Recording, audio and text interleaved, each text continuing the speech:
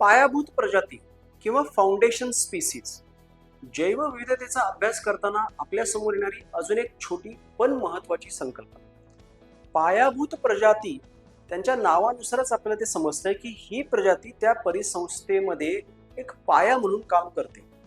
म्हणजेच काय, ही प्रजाती त्या परिसंस्थेच्या स्थैर्यावर खूप मोठ्या प्रमाणात प्रभाव पाडत असते. कसा, तर या प्रजातीची संख्या पण जास्त असते आणि या प्रजाती त्या परिसंस्थेवर प्रभाव सुद्धा खूप मोठ्या प्रमाणात पाडत असतात. या पायाभूत प्रजातींमध्ये सर्वसाधारणपणे उत्पादक म्हणजे हिरव्या वनस्पतींचा समावेश होतो. कारण या परिसंस्थेमध्ये ह्या ज्या काही हिरव्या वनस्पती असणार आहेत, त्या हिरव्या वनस्पतींमध्येच फक्त क्षमता आहे की निर्जीव घटकांमधील घटक द्रव्यांचं पचनीय अन्नामध्ये रूपांतर करायचं. जर त्यांनी ते अन्नामध्ये रूपांतर केलं तरच इतर सजीवांना अन्न प्राप्त होणार आहे. म्हणजेच इतर सर्व सजीवांना अन्न पुरवणाऱ्या म्हणून या काय झाल्या, पायाभूत प्रजाती फाउंडेशन स्पीसीज.